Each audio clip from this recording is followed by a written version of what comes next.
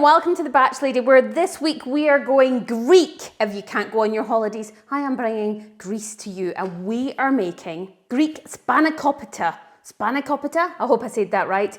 Greek phyllo pie thing. Let's just go with that, okay? So on the Batch Lady, I show you how to make fast, simple, homemade meals you can make in advance, put in your freezer and use whenever you want. So that basically you have an array of homemade ready meals just ready to grab out at any time, okay? So let's get going. For this Greek Spanakopita, you are going to need 12 cubes of frozen spinach that you've had defrosted. You could use fresh and just cook it down as well. I'll go through that in a minute.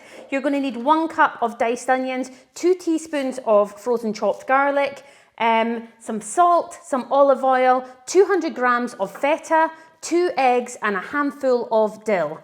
And some phyllo pastry, okay? So what you want to do to just get started is you want to defrost your spinach well in advance of doing this recipe. So if you haven't already done it, you can go ahead and do it. 12 frozen cubes, you can defrost them in the microwave if it helps.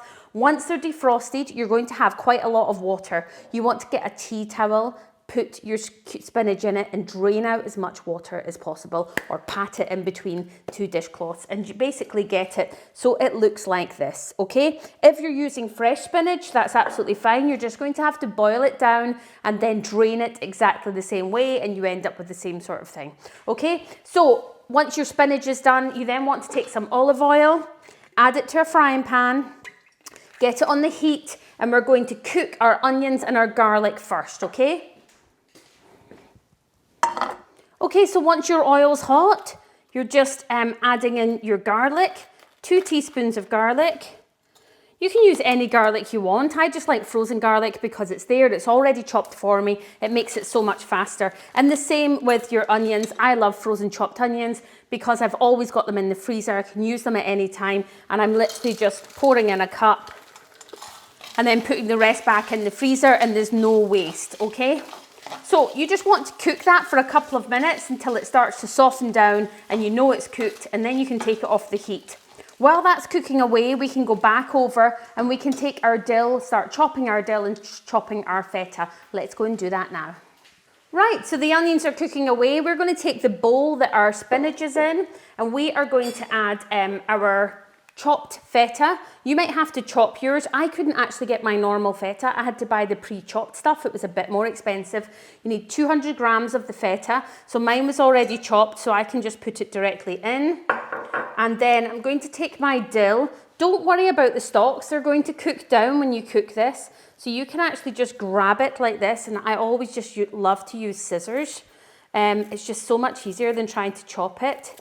And just chop it quite small. I'm going to use the whole handful. It's entirely up to you. I love dill, so it won't overpower it. It's quite a mild herb. Okay, all the dill is in and chopped. I'm then going to take my 2 eggs and just crack them directly in. These eggs are going to help sort of bind it all together, and add salt and pepper. I'm actually just going to add some salt because I just finished my pepper this morning, so I need to head out to the shops and buy some more. Just give that a good mix around in the bowl. Make sure the egg is covering everything. Then head over and check your onions and see if they're done. Okay, my onions are lovely and soft here. They're just starting to brown. That's exactly how I want them. So that's the onions and garlic. I can just put them directly into here as well. Get rid of my pan and give it another good stir around.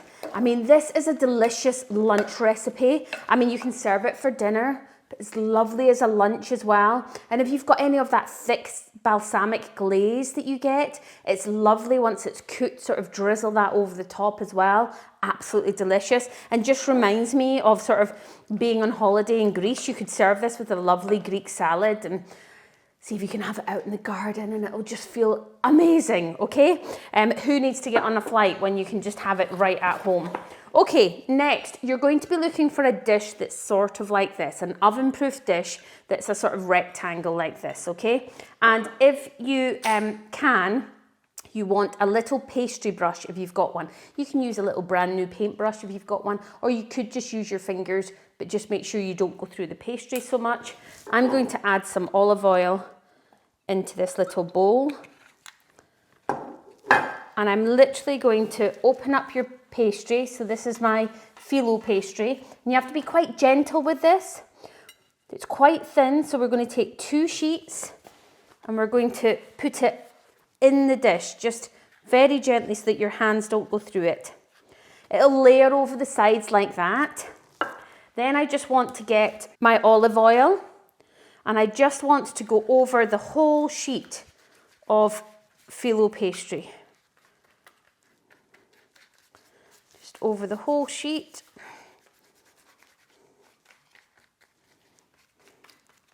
We're going to do this 3 times. So for instance, it's all over that sheet. So I'm then going to take 2 more sheets and put it back over the top again and press it in. Being careful not to get your fingers right the way through it, like I said. Make sure it's pressed right the way in. And again, let's go this time and then another 2 sheets and do it again.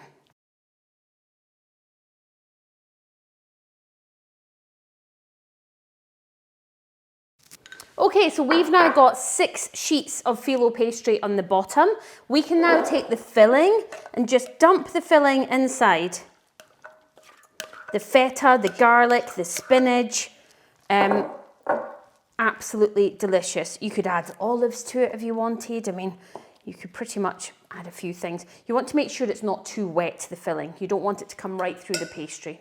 Okay, once your filling is in like this, then you are basically doing the same again. So you're taking your 2 sheets and you're putting them on the top, press them in, olive oil, and then we'll do another 2 sheets, and then another 2 sheets, and then I'll let you know what we do at the end.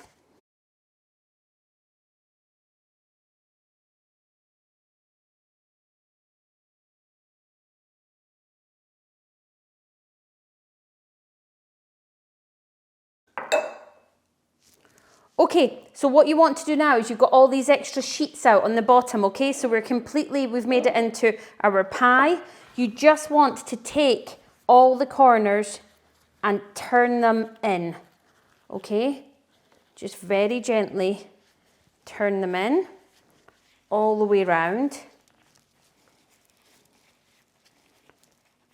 So it'll depend on how big your dish is, how much your turn is.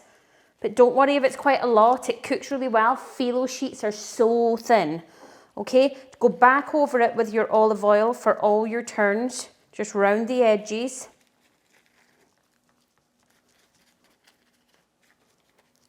Now, that is how easy Greek spanakopita, I think I might say it wrong every time, I don't know, pie is. Look, that is it. Now, this then, whether you're freezing it or whether you are cooking it, we cook it first, okay, before it's frozen. So if you plan to have this for the freezer and you're not going to eat it tonight, you're now going to put it in the oven at 180 degrees for 20 minutes, If you want, and then when it comes out, you're going to let it cool and then you're going to put it in the freezer.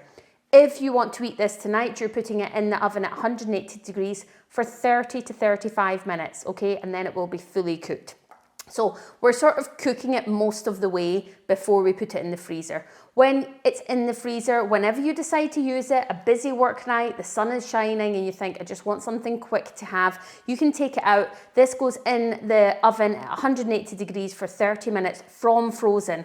So it is that quick a meal, okay? Serve it with a little side salad on and that's all you need. I'll let you see what it looks like when it comes out the oven.